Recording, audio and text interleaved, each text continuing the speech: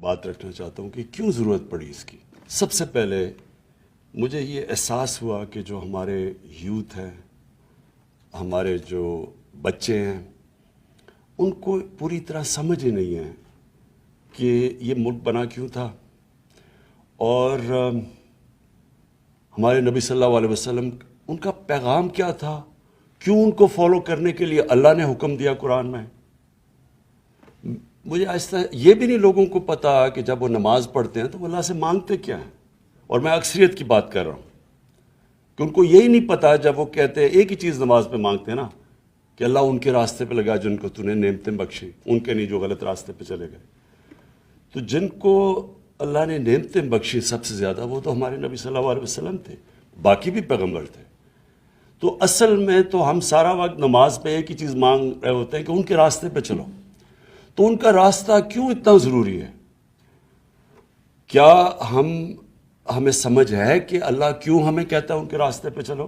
کیونکہ دنیا کی تاریخ کا کبھی کسی انسان نے وہ اچیو نہیں کیا، کبھی اس کی یعنی آپ 5% بھی اچیومنٹ نہیں جو کہ ہمارے نبی صلی اللہ علیہ وسلم نے کی، اور نہ کوئی کر سکتا ہے۔ یہ جب 100 گریٹسٹ مین ان کے اوپر ایک کتاب ہے، پتہ نہیں اس کا کیا نام ہے، ہارٹ یا کچھ ہے، وہ نمبر 1 پہ ان کو کیوں رکھتا ہے؟ وہ تو مسلمان نہیں ہے، لیکن وہ اچیومنٹس پہ رکھتا ہے کہ کسی انسان نے وہ چیزیں اچیو نہیں کی۔ تو اللہ ہمیں کیوں کہتا ہے کہ ان کے راستے پہ چلو؟ ہماری بہتری کے لیے۔ جب وہ کہتا ہے کہ وہ 2 راستے آپ کے سامنے، ایک اللہ کی وہ راستے جس پہ اللہ نے نعمتیں بخشی ہیں، تو وہ جو راستہ ہے وہ آسان راستہ نہیں ہے، کیونکہ نبی صلی اللہ علیہ وسلم کا آسان راستہ نہیں تھا، لیکن وہ انسان کی عظمت کا راستہ تھا۔ تو ہمیں مجھے احساس ہونا شروع ہوا بہت پہلے، پولیٹکس میں آنے سے بھی پہلے، کہ مجھے یہ احساس ہونا شروع ہوا کہ ہمیں کسی کو، میں نے جب کم از کم میں جب اسکول میں تھا تو میں نے جب پڑھا تو مجھے کبھی یہ چیزیں نہیں کسی نے بتائی۔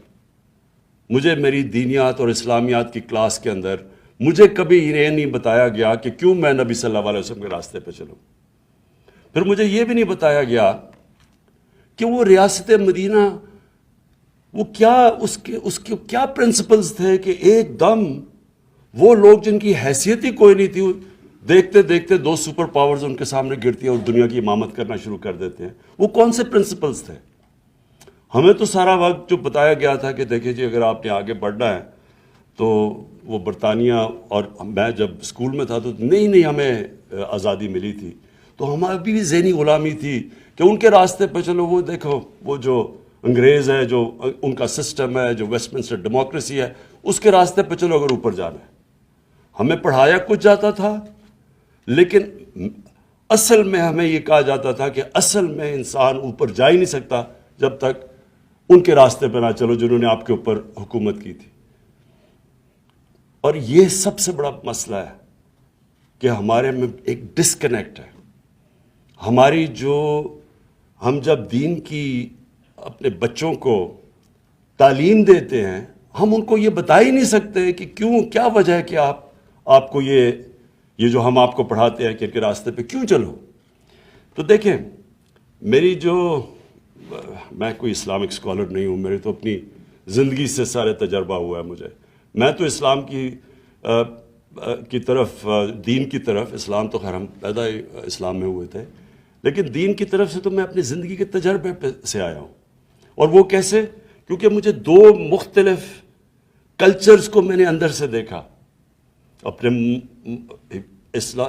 پاکستان کا تو میں ماں باپ اور ہمارے اسکول کلچر تو دیکھ ہی لیا تھا، لیکن میں نے مغربی کلچر کو اندر سے دیکھا، اور پھر میں نے اپنا تجزیہ کر کے میں پھر ان نتیجوں پہ پہنچا۔ اور آہستہ آہستہ جو اصل چینج جب میرے میں آیا، جب میں نے نبی صلی اللہ علیہ وسلم کی زندگی پڑھی، ان کی سیرت پڑھی، اسٹڈی کیا اس کو، تو اصل میں تو چینج تب میرے میں آیا۔ تو میں یہ سمجھتا ہوں کہ جو ہم نے اپنے بچوں کو اگر ہم نے صحیح تربیت دے دی اور صحیح معنی میں ان کو سیرت نبی، ان کو اسکول سے ان کو صرف بتا دیا کہ وہ ان کا راستہ کیا تھا، یہی اس قوم کو اوپر اٹھا دے گی۔ کیونکہ کوئی قوم جس کا کیریکٹر بڑا نہیں ہوتا وہ بڑی قوم نہیں بن سکتی.